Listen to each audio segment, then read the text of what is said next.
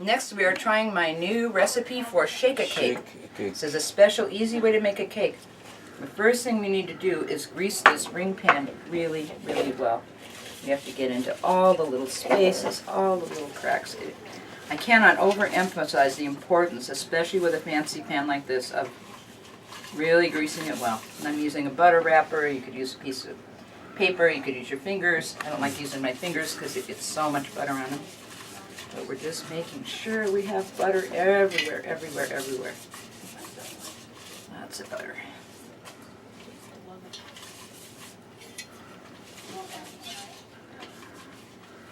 So that's the one thing. Sometimes they're hard to unmold. Sometimes you turn it over, falls apart. Yeah. You go, oh well, tastes just as good. You laugh, you put it together. It still tastes good. But it's fun. When you can get it out in one piece, it's very pretty. It's funny, I do this, and I'll still, when I put the flour on, it seems like there's always one little place I missed, but I'm trying really hard here. These are great pans for solar. I just got a dozen of these from my favorite restaurant supply place online for like less than $5 a piece. And then at the dollar store, I got some little cheap cake pans that make great lids for them. Grab a napkin here. Next, we need to flour this pan. You need to grease and flour it very well for cakes, especially fancy cakes. Yeah. A quarter cup. Yep. But first, we have to flour the pan. And to flour the pan, we're going to make sure we get some flour on the part in the middle. We're going to use too much flour, but that's okay because when there's extra, we'll put it back into the canister. So here we're going to making sure we have lots of flour on that middle part, and we tap it, go around, tap, tap, tap. Oh, hold it over the canister, then we don't waste anything.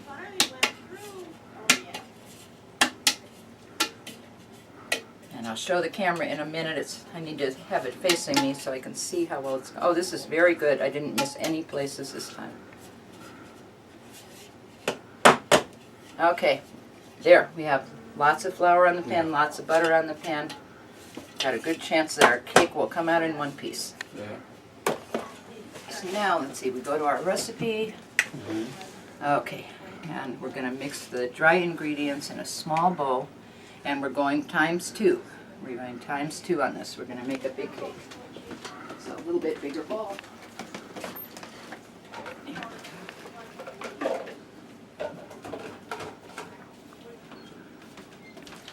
So for flour, it's 1 1/4 cups of flour. Yeah. So if we go ×2, Yeah. that's 2 1/2. That is half. Yep, 2 1/2. Yeah. So this is, let's see, where's the 1 cup? Okay, 1 cup. And for this, we're going to use white flour. You could use brown flour, whole wheat flour. You can use all kinds of flour. 1 cup. 2 cups. Yeah. And then we need 1/2 cup, which is this one. They're all labeled. They got good enzyme, those clear labels. 1/2 cup.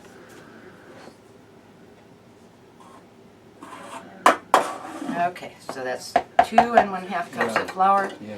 And then we need sugar. How much sugar do we need? It's 1 cup sugar. And we're going ×2. Yeah. That's 2 cups sugar. 2 cups sugar. Okay, let's see. I'm being a little careful here. I want to make sure, because I do cook for some people who can't have wheat. I'm kind of making extra sure that this is a clean cup, no wheat on it, when I reach into my sugar. So this is also 1 cup. Here we go. 2 cups sugar. And sugar, it's okay to shake a little to level. It doesn't pack down like flour does. There's 1 cup. 2 cups. And this is for a large cake. You could make so many slices in your cafe. Okay, and then next, let's see, what is next? Baking powder next. This baking powder. Okay. And that says 1 1/2 teaspoons. So 1 1/2 teaspoons ×2. 1 1/2 times 2. 1 1/2 times 3. 3, yep. So 3 teaspoons baking powder. Here's our baking powder. I think I'll have to get a bigger jar. 1, 2, 3. go. And then just a little pinch of salt, just a little tiny bit for the flavor. There we go, a little pinch of salt. Then we get a dry spoon and we mix that up a little bit. Mixing the sugar with the flour will help it not make lumps when we shake it in the jar, because we've mixed it with the flour. And it won't make lumps so much. So be gentle, don't splash, but mix it just a little bit, just gently. I'm going to go get a bigger jar, because it's that little one I had left.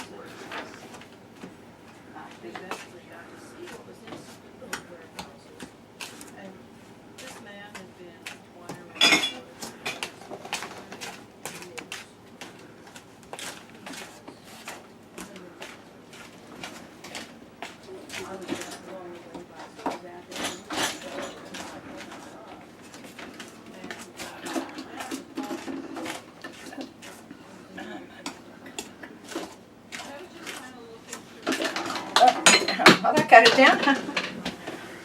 That's a big funnel. Okay, so we have the dry stuff. Now we need to mix the wet things and measure into the bowl. So first we measure 1/4 cup of oil. Yeah. I'm going to get the canola oil for that. For the cake, olive oil would not be the best choice. It has too strong a flavor.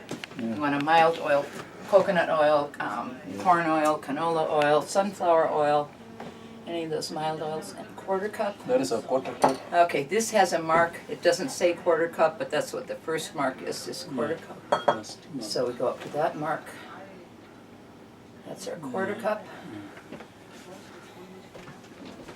And then we get some milk. Oh, we're doubling. I forgot we're doubling. So what's 1/4 times 2? That's a half. That's a half. Yep, we're doubling. I almost forgot. That would have been a bad cake. Doubling, yeah. So here is 1/2. So we go up to 1/2. Yeah. There we go, 1/2. Doubling. Well, good thing I remembered. And we get our milk. These are all ingredients that I know they have in Kenya. Milk, they have eggs, they have oil. I'm checking with Camille. So many things you can do with the simplest ingredients if you just know how to put them together. So then milk, it says 3/4 cup. 3/4 times 2 is 1/2. Yeah. So when we're done, we're going to pour the milk on the oil. We will be up to the 2 cup mark. And the 2 cup mark is right here. Here we go. Just pour it in with the oil. Okay, there we go. Milk, 3/4. Yep. And then eggs and vanilla. And we're going to add our lemon peel. Rodna was kind enough to break for us.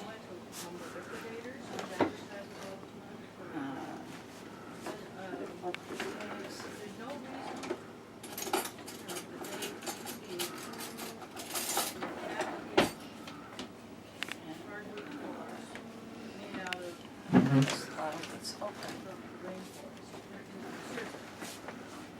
We'll open this one.